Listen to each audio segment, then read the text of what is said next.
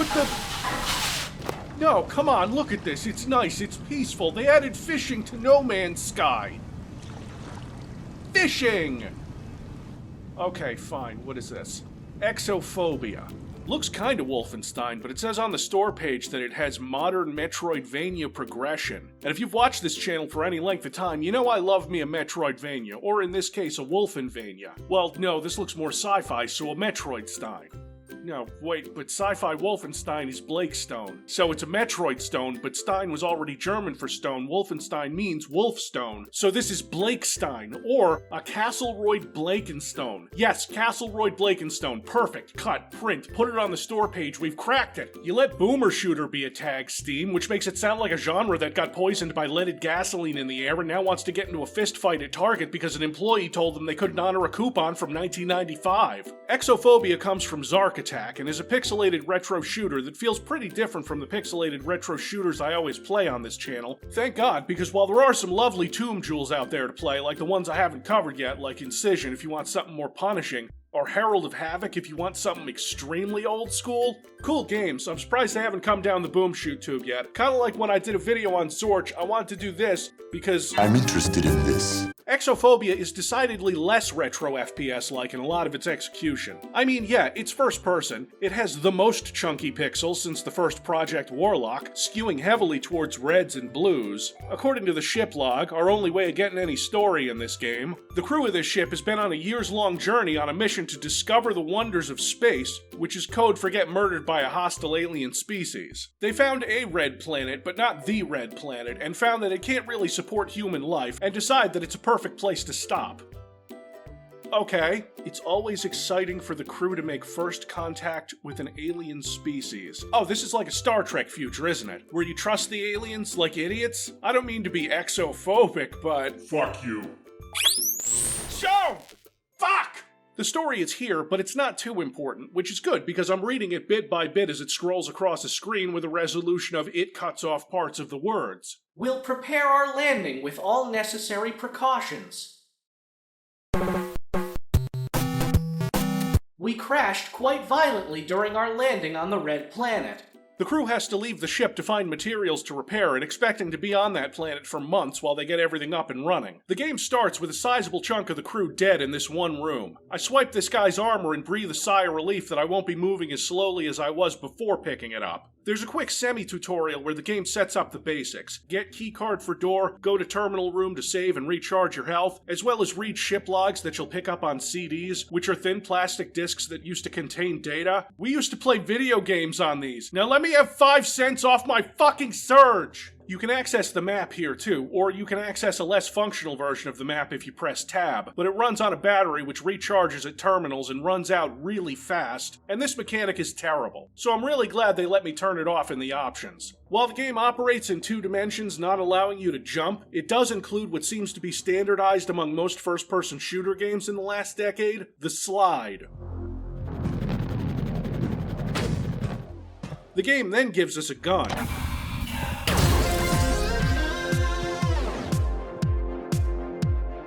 The plasma gun is your first and only weapon, and the thing that the game is going to keep upgrading in order to let you progress in that Metroidvania kind of way. As far as I know, the fire rate never gets better. You shoot boxes on this, the first floor, where all the cargo is. The game conveniently marks boxes with an X if they have items in them, which can be a CD with a bit of story, or the key you need to get further in the level. Sliding also affects enemies, pushing and stunning them for a bit. I haven't been able to kill with a slide, so you need to rely on the Pew Pew. What's really important that you might not notice at first because it isn't nearly as easy to read here, your shots can destroy enemy projectiles. You won't need this information yet, but it'll save your life later. These aliens have the most adorable, shiny, pixelated blood. It's so cute that the game is rated T, so look, YouTube, it's rated T, barely any blood. I think every major mechanic is introduced in the first 10 minutes. You're on the first floor of this spaceship, and there's only 4 floors, accessible by 3 different elevators at different corners of the map. Those come with their own problems that I'll get into, but for now, we're having fun. We're shooting aliens, we're blowing up explosive barrels to open these walls. I can't open them with my blaster yet. Timed switches feature prominently, asshole aliens with shields are introduced, which you can only deal with slowly at this point. You need to shoot some switches to open doors, and once you're in, you'll realize the game has played a trick on you. That was a one-way door, you're stuck here now. Like, you can still progress, but the number of times I entered a room and realized that I couldn't get back out again before cursing every deity I could think of because I need to get through that door to get to a place on the map I want to get to, am I crazy? And then you go through a door and bam, locked room invasion. I don't know why these aliens are so pissed.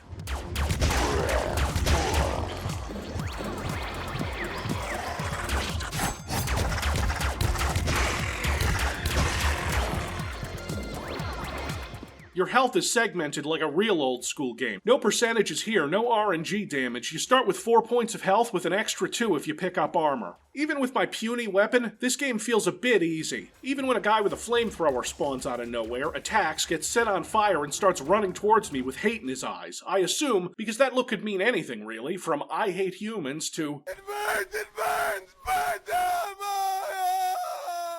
Still, that's like the first 10 minutes before you get one of the upgrades to the blaster.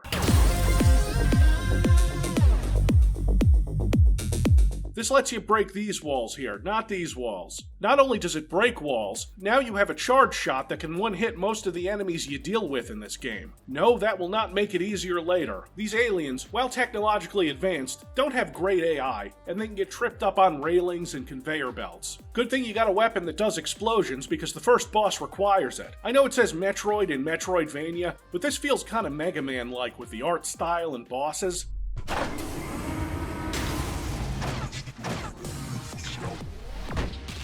Because I don't use my brain, it's the first boss, I don't expect that I'll need to. I die.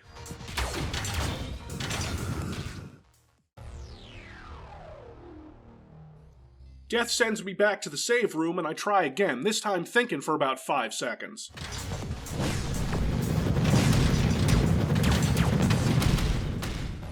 I wasn't expecting homing missiles so soon. So, wait for him to charge at you, hit him with a fully charged shot, then hit him with another fully charged shot, and that'll knock a third off of his health.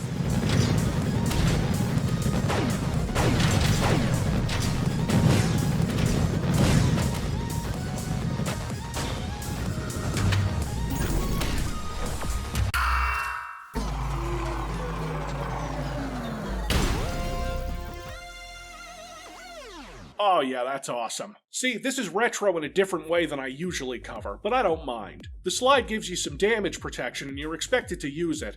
At the time, I wasn't thinking about shooting down his homing missiles. I thought they were just slow and dickish. But you can absolutely shoot down his homing missiles. Now you've got access to the first elevator, letting you travel to the other 3 floors of the ship. The second floor is a lab, among other horrifying things. The third floor is engineering, and the fourth seems to be mostly the top of the ship, which is probably extremely unsafe when not crashed on a planet. Like in any Metroidvania, I see a lot of different things I can't interact with yet, and I'm forced to wonder how and when I'm supposed to come back here and use this stuff. Is it important? Does it lead to something that I need to progress, or am I unlocking a door that only gives me a new ship log, which in itself might lead me to something important later? Why is there a brick dungeon on this ship? It doesn't take long before another boss pops up and kills me because I don't know his patterns yet.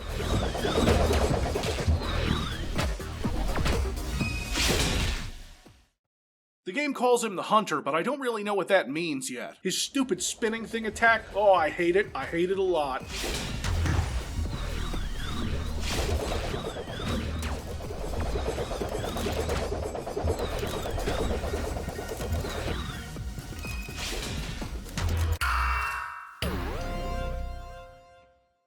He teleports away and leaves behind landmines and... Naturally, this takes me to floor 2. It's temporary sewer, don't worry. The water prevents me from sliding, so when I want to dodge these killer plants, I can't yet. You spin these 3 wheels to desewerify the whole area.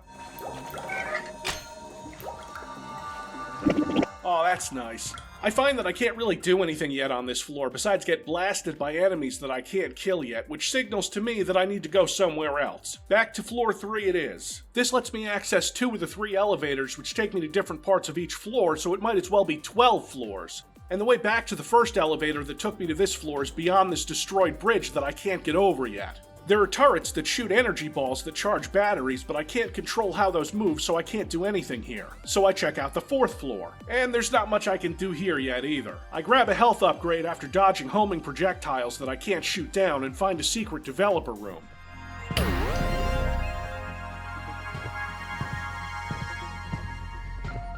Alright, back to floor 1, I guess. I picked up this little robot buddy somewhere who gives me a little extra firepower. It's pretty useful, except when dealing with enemies who have a shield, because the constant fire means that they'll never drop the shield to shoot at you, so you gotta get creative. And explosive.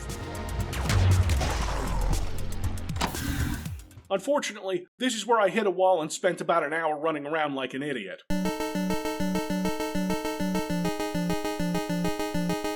I'm not supposed to get back to the first elevator yet. It doesn't matter. Yet, I wanted to explore that specific place, you know? I wanted to see what the second floor looked like from that area. Fucking roll! I wanted to continue to explore the other side of floor 3 too, but I didn't. Not knowing where to go became a theme for a while as I would stumble into a room I couldn't do anything in. Trying to get back to that first elevator, or any elevator on floor 1, was absolutely fucking infuriating. See these hooks you use? Well, there's no way to recall them to their original position unless you ride them back. So you need to find ways around them in order to go open certain places, and I only found out about an hour later that I don't need to clear out floor 1 yet. I need to be on floor 2 after taking the specific elevator that will take me into the labs and not the massive alien nest that I can't fight through yet. These goddamn alien flowers are poisoning me, which screws up my screen and inverts my controls. What I need is in these labs. I have to push barrels and you'd think, oh, just walk into them, but no, you can only push things by sliding into them. And a few times you have to push them through traps that'll blow them up and shock you. Shocking doesn't take any health away, at least not on the normal skill. It just stuns you, which is a lot more dangerous during actual combat. So you slide into barrels to put them on pressure plates so I can get...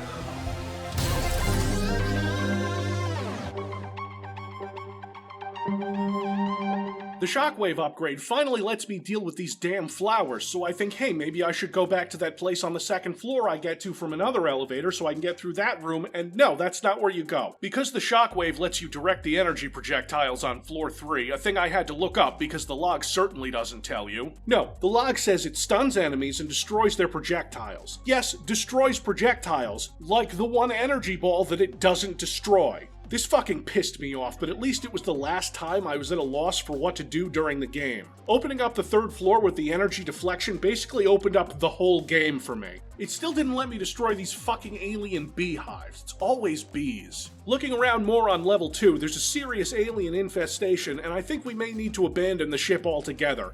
Especially since...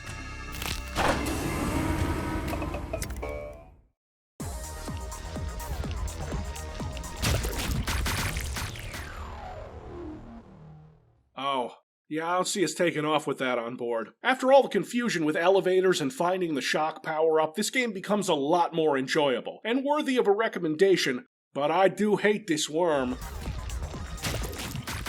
Like an idiot, I try to turn around after getting this key thinking the game won't be nice enough to do it for me to prepare to run, so I die. It's not like I lose a lot of progress, there are save rooms all over the place. I do, however, lose my jetpack, which let me get infinite sliding, and I miss that a lot. It's the most efficient way to travel in this game. It would have been useful for this run because you don't currently have the firepower to deal with this worm.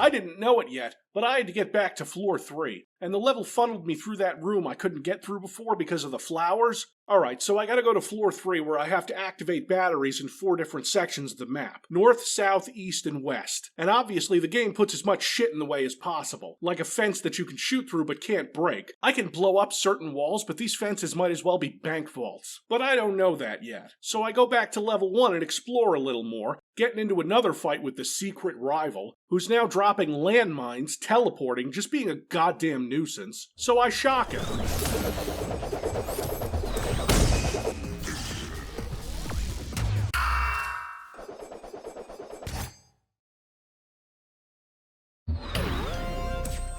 He teleports away again, and I want his cool sword, but I guess we're stuck with the gun.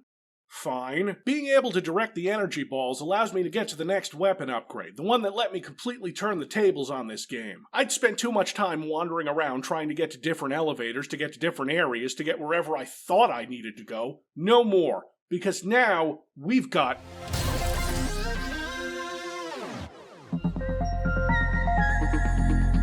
My enjoyment of this game skyrocketed after getting this upgrade. You remember how we couldn't cross that damn bridge on level 3 to get back to the first elevator? Not a problem anymore. Remember how those goddamn hooks kept leaving me stranded looking for another way back? Forget it, it's done. Insurmountable fences? A thing of the past. Teleport through them. This is where I'm gonna put the spoiler tags, kids, because after this is where the surprises are. I really enjoyed this game once I got past some of the more cryptic things. A lot of the game is explained in the ship logs, and I looked through as many as I could before writing this video to avoid someone telling me to RTFM like a common Norton Mapes. Okay, Katie, put up the spoiler tag.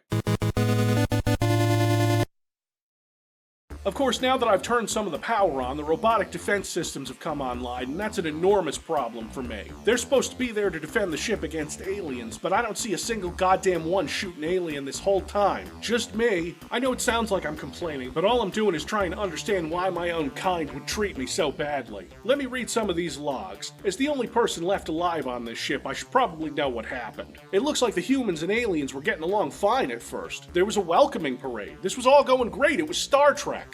During a welcoming parade event around the ISA, a violent explosion set off right when the alien king and his prince were passing. The king suffered minor damage, but the little prince is in a worse condition. Oh, man, okay, that sucks. I can see how that would escalate tensions, but it wasn't exactly our fault that a heavily damaged ship exploded a little. Let's see what one of the scientists thinks. You know, one of the level-headed crew members who isn't trigger-happy. I always knew those ugly squid bastards would be the end of us. They didn't listen. Come again? I set the explosion hoping to kill their leader and enslave them. You what? But that only made them angrier. Not my proudest move. Let me see if I understand this correctly. You, a scientist who crash-landed on a strange planet where the locals were friendly, decided to use your limited resources to try and assassinate their king, but you severely injured his son instead and basically doomed us all. I hope that was all you did because... Now that this adventure is over, I can go back to feel remorse over our unethical secret study of newborn aliens, commanded by the General. Oh my god! So you tried to assassinate a king and experimented on their children. Outstanding. A perfect argument for why humanity should never explore the stars. Anything else? Ended up stealing one of their precious gems during the turmoil. I safely hid it behind my portrait in my office. Oh, okay. Looks like I'm gonna need to steal some gems. If you go through these logs, they're gonna mention precious, powerful gems more than once. For the few things that this game is cryptic about, these gems are not one of them. There's one hidden on each floor, and you need them for the good ending. You might have seen it on my HUD, because I found this one on my own in a cargo container in level 1, so I make a point to not go anywhere near the ending of this game before I get them all. My hour plus of wandering before I started powering up level 3 allowed me to grab a few more health upgrades too. So when I get the teleportation upgrade, I'm ready for the absolute gauntlet in front of me on level 4. Because the first thing I do is go back down to level 1 to get back to the very first elevator that I couldn't get back to before. So the 4th floor has the most unexplored places. There's places I know now that I can teleport to.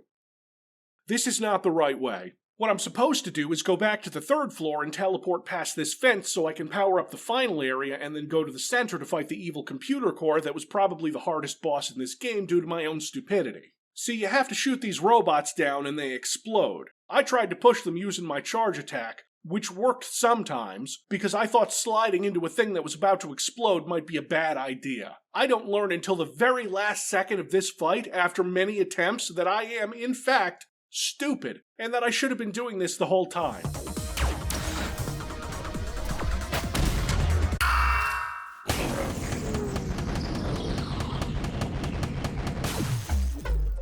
And obviously, you have to use the teleportability in this fight to avoid getting wrecked by one of the thing's attacks. Killing this thing doesn't give you an active ability, however, it shuts down security cameras on other floors that were blocking you earlier. So now it's time for the gauntlet on the top floor.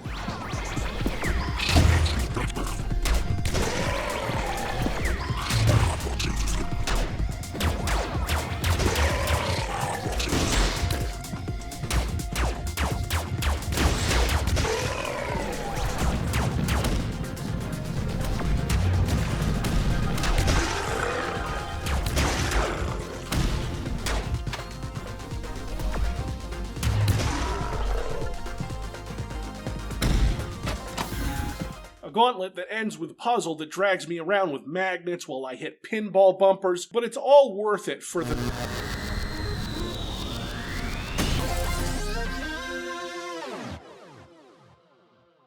The final weapon upgrade. It takes your charge shot, and if you hit the right mouse button while it's in the air, it explodes better than before, finally destroying these goddamn walls. It's not quite as much of a revelation as the teleportation, but it's more useful in combat, especially against anything using a shield.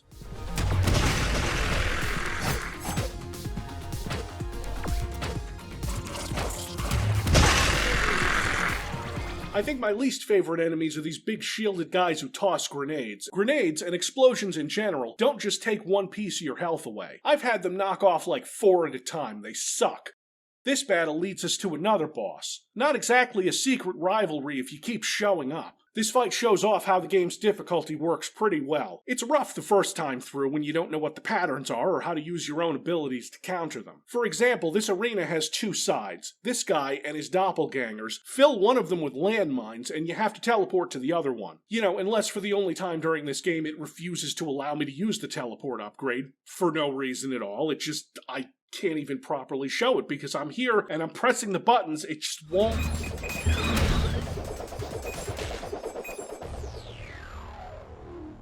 However, a bunch of these guys are fake, holograms or something. So to pick out the real one, you have to send out a shockwave, which will stun him, leaving him open to attack.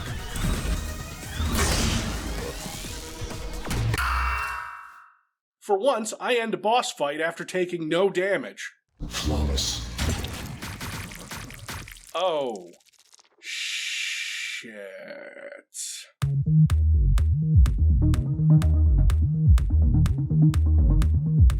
Alright, that's fair. We didn't see the worm die originally. He only hit a half-dozen landmines. There are unfortunately a lot of places in the alien nest downstairs that I can now access. This marks the biggest difficulty spike in the game because instead of the more predictable aliens with shields or different attack patterns, we're back to dealing with poison flowers and whatever the fuck these things are that spawn from nowhere, and if you ignore them, they'll charge an attack that knocks off 4 points of health.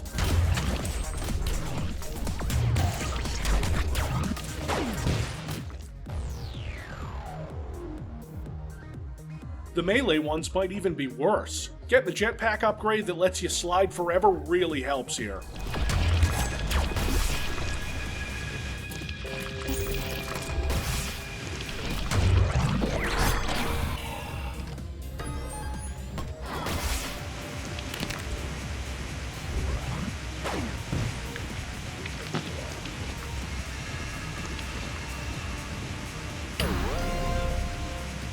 Neat. The new explosive attack also will finally destroy these fucking beehives, too. A thing I did not know earlier is that you can right-click during a less powerful attack to split it into a spread pattern, so this game does, in fact, have a shotgun. This and the big boom attack will help you finally grab a few more keys so you can get to the worm boss.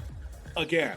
Except this time it's a real fight. It summons the smaller worm creatures, which have a habit of spitting damaging goo, and then when they die, they leave a puddle that slows you down. The real challenge here is in the timing, because you have to get the worm to eat your shots and then right-click to blow them up. At which point the worm sweeps the entire combat arena, so you have to use the teleport to avoid that.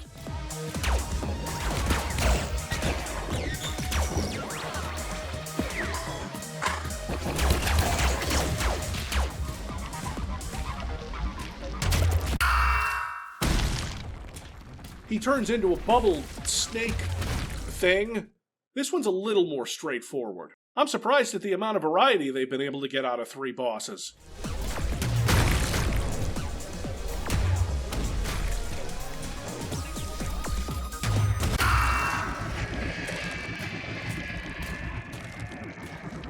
Finally, this guy is dead. The boss dies so hard that it sends you to a previously inaccessible area 1 floor down, and you get the CO locator, so you can find some of the crew that might still be alive.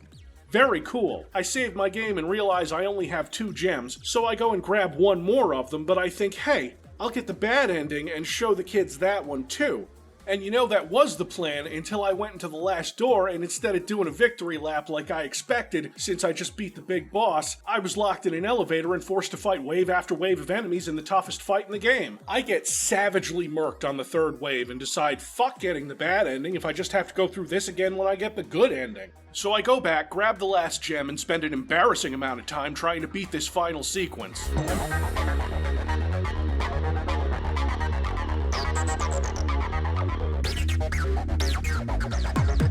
Oh yeah, and the fourth wave is a boss rush with guess who got eaten by a giant worm but is back for some reason.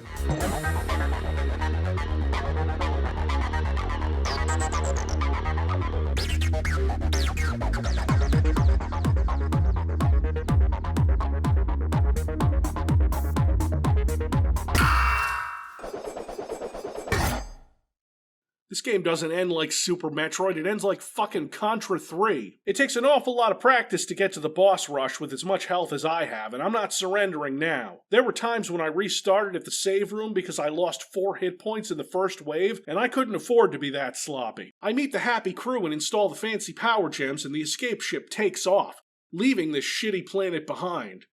I mean, it was probably a fine place if someone hadn't done some light terrorism against the royal family, although the king's probably pretty mad. Oh, nope, we're not done.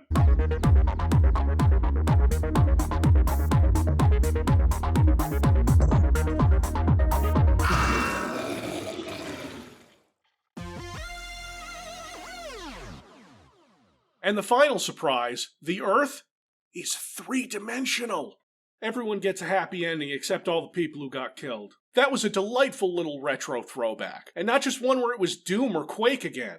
It's not even really Wolfenstein or Blakestone. If I had to give you a reference point, it's closer to Metroid and Mega Man and other 8 to 16-bit classics. When I wasn't wandering around like an idiot, I was having a blast. And is there anything more Castleroid Blakestone than that?